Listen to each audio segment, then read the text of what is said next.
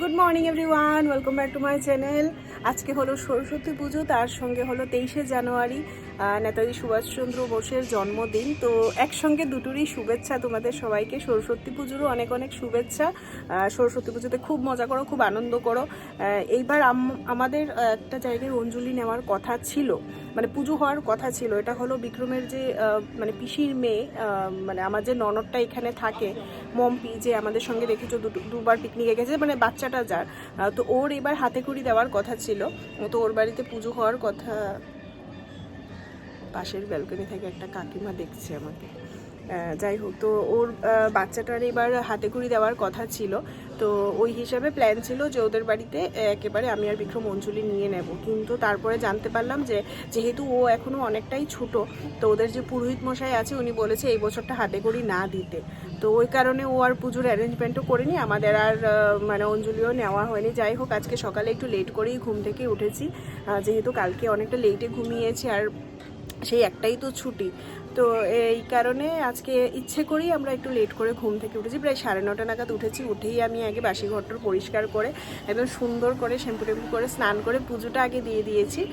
আর এইবার যদিও চা করার সময় আমি আবার কালকে তো মানে লাস্ট ভিডিওতে তোমরা দেখলা যে আমি কালকে রাত্রিবেলা মাছের ঝোল রান্না করেছিলাম, তো এটা তো আর খাওয়া হয়নি, পুরোটাই রয়েছে। সকালবেলা জাস্ট একটু ডাল বানিয়েছি। তো এই হলো ব্যাপার। আর আজকে যেহেতু সরস্বতী পুজো, চারিদিকে এত সুন্দর গান বাজছে, আশা করি তোমরা ব্যাকগ্রাউন্ডে শুনতে পাচ্ছ। যেরকম গান বাজছে এরকম একটু পরপর দেশাত্মবোধক গানও বাজছে। আজকে নেতাজির জন্মদিন বলে কথা, আমাদের নিচেও আজকে ফ্ল্যাগ তোলা হয়েছে। চলো দেখো, আমাদের বাড়ির সামনে এই জায়গাটাতেও নেতাজির মানে জন্মদিন উপলক্ষে এখানে ওনাকে ফুল অর্পণ করা হয়েছে, ফ্ল্যাগ তোলা হয়েছে। দেখো ঠিক আমাদের বাড়ির উল্টো দিকে এই গাছটা, এটা মনে হয় ওই কী জানি বলে না, যে ধুন্দুল, আমরা তো ধুন্দুলই বলি, যেটা দিয়ে গাটা মরায়, মানে পরিষ্কার করে সাবান টাবান লাগিয়ে। তো ওইটার গাছ কি সুন্দর সুন্দর হয়েছে দেখো। আমি এদিকে স্নান করে পুজো দিই। তো এখন আমাদের আর কোনো প্ল্যান নেই, আজকে একটু চিল করব বাড়িতেই, মানে থাকবো, রেস্ট করবো, ওটাই আর কি। বিকেলবেলা ইচ্ছে আছে একটু শাড়ি পরে বেরোবো পুজো দেখতে। সরস্বতী পুজো মানে যতই আমি বড় হয়ে যাই না কেন, আমার মধ্যে কেন জানি না এখনও সেই সরস্বতী পুজো না, সব ব্যাপার একটা জীবন। আমার জন্মদিন হলে আমি খুব বেশি এক্সাইটেড হয়ে যাই, মানে ছোট ছোট জিনিস আমি খুব বেশি এক্সাইটেড। এবার আমার যতই বয়সটা দিন দিন বাড়ুক না কেন, কিন্তু আমার মানে সবারই আশা করি এরকমই হওয়া দরকার। মনটা আমাদের বয়স যতই বাড়ুক, কিন্তু মনটা সেই ছোট থাকা দরকার। ছোট মিন্স মানে বাচ্চাদের মতো থাকা দরকার। যাই হোক, আমি পুজোতে বেরোবো, সরস্বতী পুজোতে। সবাই বলছে, ফেসবুকেও দেখছি যে আমরা এতটাই বড় হয়ে গেছি যে সরস্বতী পুজো কিন্তু কোনো এক্সাইটমেন্ট নেই। আমার তো ভাই ভীষণ এক্সাইটেড, আমি মানে ভীষণ এক্সাইটমেন্ট আমার আছে। তো সারাদিন এত রোদ মুখে দেখতে পাচ্ছ, এখন না অলরেডি গরম পড়ে গেছে, তো প্রচণ্ড রোদ, তো মানে প্রচণ্ড গরম। তো দিনের বেলা বেরোবো না, ওই ধরো 4টে 4:30 নাগাদ বেরোবো। বিক্রমকে আমি অনেকভাবে কনভিন্স করার চেষ্টা করছি যে তুমি প্লিজ একটা পাঞ্জাবি পরো আমার সঙ্গে, দেখি ও পরে কিনা। ও অ্যাকচুয়ালি পরতেই চায় না, বাট ওর এত সুন্দর হাইট না, ওকে পাঞ্জাবি বললে কিন্তু বেশ ভালো লাগে, বাট ও পরতে চায় না। দেখি এখন রাজি হয় কিনা, বাট আমি তো আজকে শাড়ি পরছি। এদিকে সব কাজ কমপ্লিট করে অল্প একটু ভাত বসিয়ে দিয়েছি, আর এই তো ডাল রান্না হয়েছে। ডালটা ও রান্না করেছে, দেখো বুঝতেই পারবে যে একেবারে কালো জিরে আর এতগুলো শুকনো লঙ্কা, মানে সেই সাহাবাড়ির রান্না। জাস্ট আর কি করছিলাম। আর এই যে মাছের ঝোল। আস্তে আস্তে ভাতটা হোক, আর আমি কি পরবে এগুলো মোটামুটি একটু বের করে রেখেছি। দেখি অনেক কষ্টে রাজি করিয়েছি। একটা লং কুর্তি বের করেছি, একটা শর্ট বের করেছি। শর্টটা জিন্স দিয়ে পরতে পারবে, আর লংটা যদি পরে সেটা তো পাজামা দিয়ে পরতে হবে। এখন কোনটা পরে, যেটাই পরুক, কিন্তু আমি চাইছি ও পরুক। যাই হোক, চলো প্রসাদটা খাই। ঘড়িতে বাজে 2:10, লাঞ্চ আমাদের কমপ্লিট।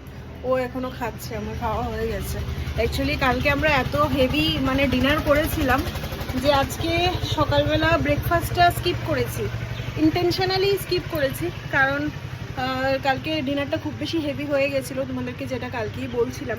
তো আজকে যেহেতু ব্রেকফাস্টটা স্কিপ করেছি, নর্মালি আমি ব্রেকফাস্ট স্কিপ করি না, এটা করাও উচিত না, কারণ আমাদের সারাদিনের সবচাইতে মেইন মিলই হলো ব্রেকফাস্ট। এটা একটু প্রয়োজনে হেভি করলেও অসুবিধা নেই।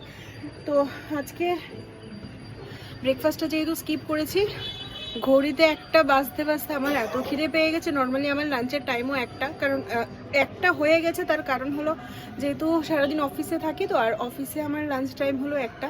তো এইবার মানে সবসময় সেম টাইমে খেতে খেতে না অভ্যাস হয়ে গেছে। একটা সময়ই প্রচণ্ড খিদে পেয়ে যায়, তার মধ্যে ব্রেকফাস্টও করিনি, এত খিদে পেয়ে গেছিলো। ওকে ঠেলে ঠেলে পাঠালাম স্নান করতে, স্নান করে এসছে, তো ফটাফট গিয়ে লাঞ্চটা করে নিলাম। এবার আস্তে আস্তে রোডটা এই পাশ থেকে এই পাশে চলে এসছে, একটু ইয়ে করবো, এবার রেস্ট করবো। 2:10 বাজে, তো ওই 4টে 4:30 নাগাদ বেরোবো। যতক্ষণ না রোদ কমছে তো বেরোতে পারবো না, তো এবার একটু রেস্ট করবো। আর দেখতে দেখতে দেখো আজকে একটা সরস্বতী পুজো উপলক্ষে ছুটি পেলাম। ছুটিটা মানে 2:10 মানে বাজে তো অলমোস্ট আজকে দিন শেষই। তো কীভাবে ছুটিগুলো শেষ হয়ে যায়। যাই হোক, চলো একটু রেস্ট করি, তারপরে বিকেলবেলা একেবারে যখন রেডি হব তখন আবার গুড ইভিনিং।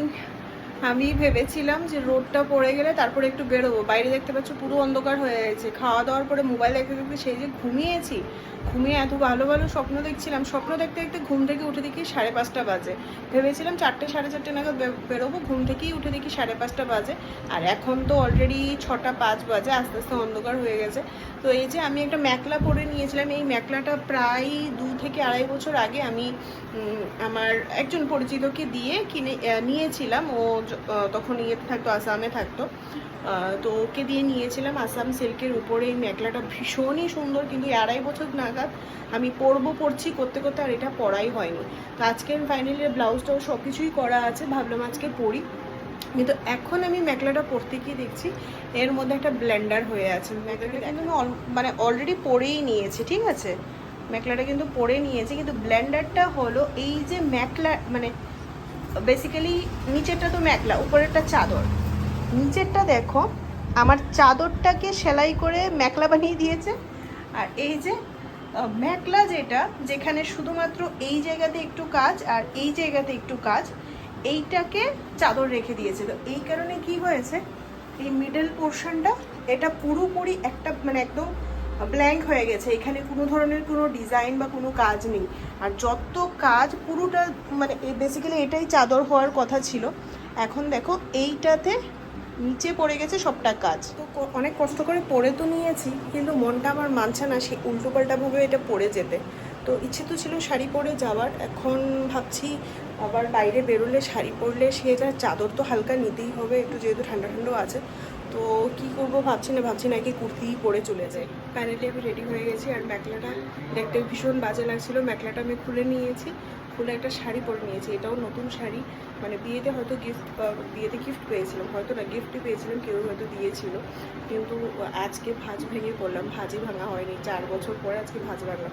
শাড়িটা বেশ সুন্দর, এটা একটা সিল্কের শাড়ি। আমি 4 বছর পর আজকে শাড়িটার ভাঁজ ভাঙলাম। এটার ব্লাউজেই দেখো আমি পরতে গিয়ে ব্লাউজ পিসটা কাটালাম। তো এই যে শাড়িটা ভীষণ সুন্দর, রানী কালারের মধ্যে ব্লু আছে, গ্রিন আছে, ভীষণ সুন্দর। আর ব্লাউজটা এটাই আছে। আর এই যে আরেকজন পরেছিল শর্ট জ্যাকেট না কি জানি, শর্ট কুর্তি, কিন্তু তার উপর আবার জ্যাকেট পরেছে।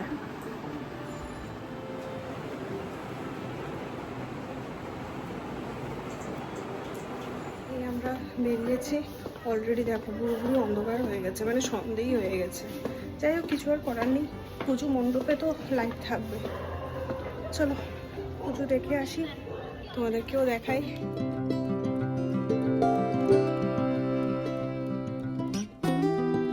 বাইক স্কুটিতে বেরোলে এই হলো মেকআপ করে, হেলমেট পরে, আবার হালকা হালকা ঠান্ডাও আছে, চাদরও নিয়েছি গায়ে।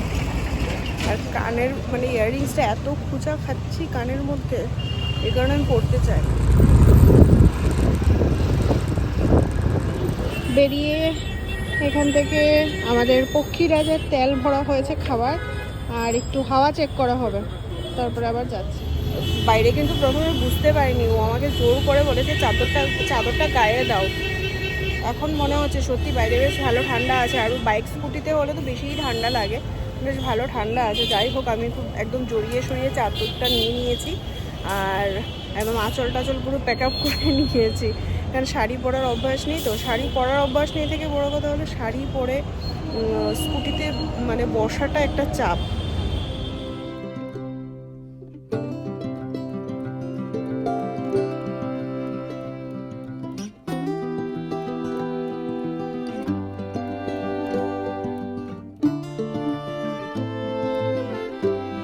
চলে এসেছি আমাদের সবচাইতে প্রথম যে পুজো প্যান্ডাল, এটা হলো উত্তরের আড্ডাতে।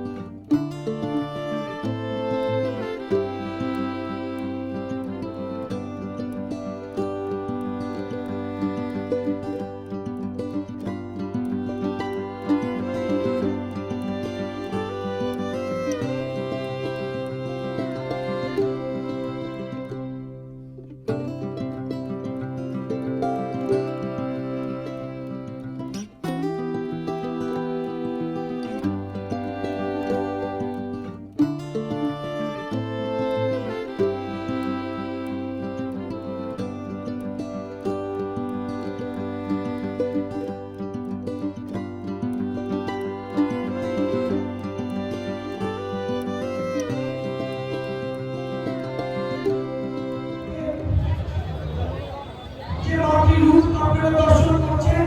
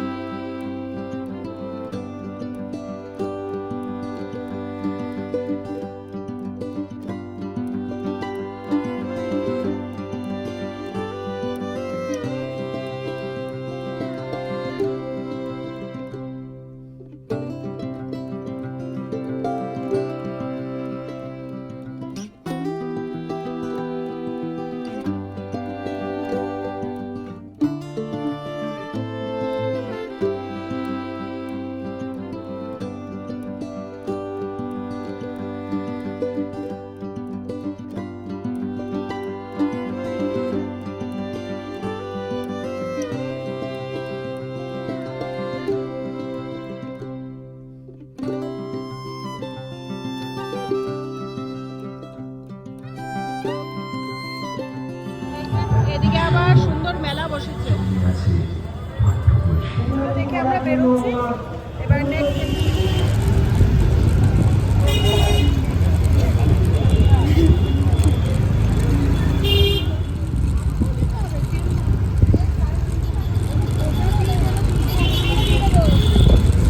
আমরা এবার যাচ্ছি বাগবাজারের দিকে। পুরো রাস্তায় লাইটিং কি সুন্দর, সরস্বতী পুজো উপলক্ষে এত জাঁকজমক, এটা হয়তো কলকাতাতেই পসিবল।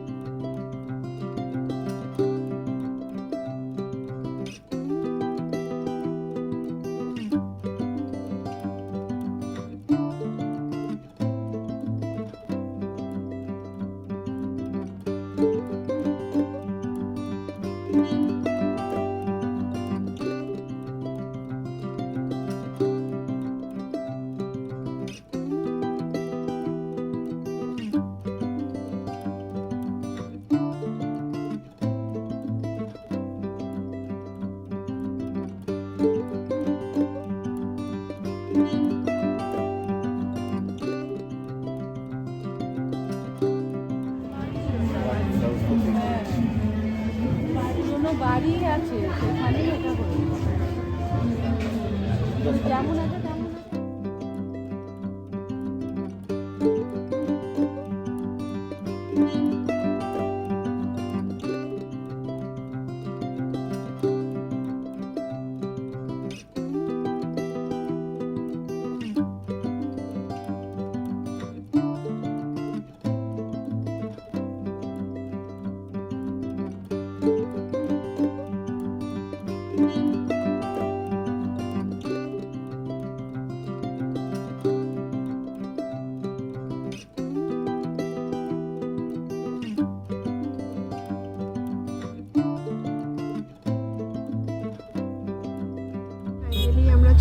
এসেছি টানা প্রত্যয়ে, যেটা দুর্গাপুজো বলো সরস্বতী পুজো বলো যাই বলো সবই ভীষণ সুন্দর হয়।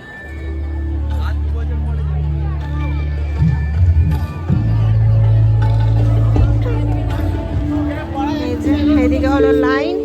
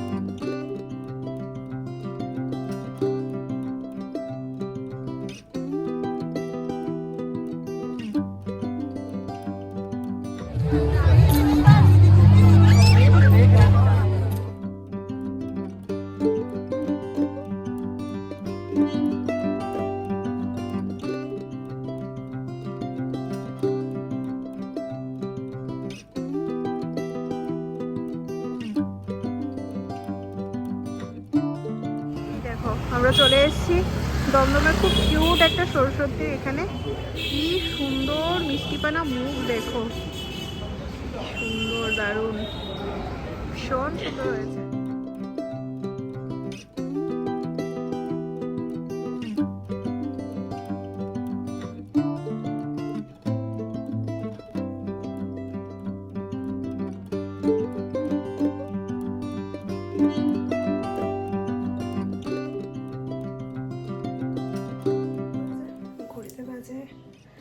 পৌনে 11টা, এই জাস্ট আমরা বাড়িতে ঢুকলাম। আসার সময় একটু অ্যাকচুয়ালি বাজার করে এসেছি, সবজি বাজার। ওই শাশুড়ি মা যাওয়ার পর থেকে তো আর বাজার করা হয়নি, তো মোটামুটি যা ছিল সব কিছু দিয়ে হয়ে যাচ্ছে। তো কালকে যেহেতু আবার শনিবার নিরামিষ, তো তার জন্য একটু টুকিটাকি বাজার করে নিয়ে এলাম। মোটামুটি অনেকগুলো ঠাকুরই দেখা হয়েছে আমাদের, আর বাইরে বেশ হালকা ঠান্ডাও আছে। চাদরটা নিয়ে গেছি, বেশ ভালো বাজোয়া। তো চলো, আর যাওয়ার সময় তো বিক্রম সন্ধ্যেটা দিয়ে গেছিলো, পুজোটাও দিয়ে গেছিলো, ইনফ্যাক্ট বাসন টাসন সব ধুয়ে রেখে গেছে, শুধু ঠাকুরকে নিদ্রা দেওয়া হয়নি। এবার আমি ফ্রেশ ট্রেশ হয়ে ঠাকুরকে নিদ্রা দেবো, আর রাতের জন্য একটু ভাত করতে হবে। আর কালকে যেহেতু আবার অফিস আছে, আবার শনিবারও নিরামিষও, তো দেখি কালকের জন্য একটু টুকিটাকি কিছু কাটাকুটি করে রাখবো যত করে ভাতটা হবে। তো চলো ফটাফট ফ্রেশ হয়ে যাবো। দেখো, তোমাদেরকে তো বলেছিলাম শাড়িটা আজকে প্রথম ভাঁজ ভেঙে পরেছি, এতটাই নতুন। আমি এখন শাড়িটা খুলতে গিয়ে দেখছি এর মধ্যে ট্যাগটা পর্যন্ত লেখা, মানে লাগানো আছে, প্রাইস 2050 টাকা। এই পাশে একটা, এই যে এখানে একটা। বাজে 11:15, সব কাজ কমপ্লিট করে এলাম। একটা কাণ্ড করেছে, বিক্রম তো ভাত বসিয়েছে, আর আমি কিছু ঠাকুর ফ্রেশ ট্রেশ হয়ে ঠাকুর নিতে দিতে আমাদের গ্যাস ফুরিয়ে গেছে। এই বছর মানে এই মাসে আমারই ভুল হয়েছে, আমি গ্যাসটা বুকিং করতে ভুলে গেছিলাম। দুটো সিলিন্ডার, দুটোই খালি। অ্যাকচুয়ালি মানে যবে থেকে শাশুড়ি মা ছিলেন, প্রায় 2 মাস 2.5 মাস উনি তো রান্নাবান্না করেছেন, আমি রান্না করে দিকে যেতামও না।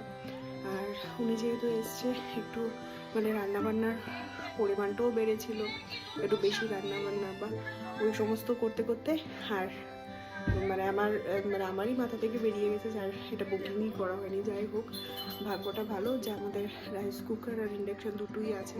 ভাতটা আমার রাইস কুকারে শিফট করা হলো। আর কালকে যেহেতু নিরামিষ, তো ইন্ডাকশানটা আমাদের নিরামিষই আছে, তো ওই আলু ভাজা বেগুন ভাজা এগুলো ইন্ডাকশানে হয়ে যাবে, আর রাইস কুকারে ভাতটা হয়ে যাবে। তো চলো, সব কাজ কমপ্লিট, এবার খাওয়া দাওয়া করে শুয়ে পড়বো। অলরেডি তো 12:15 বাজে, কালকে আবার অফিস আছে। তো এই ভিডিওটা এখানেই শেষ করছি। যদি কিছু ভালো লেগে থাকে তাহলে প্লিজ ছেড়ে যাওয়ার আগে অবশ্যই একটা লাইক কমেন্ট শেয়ার করে দিও।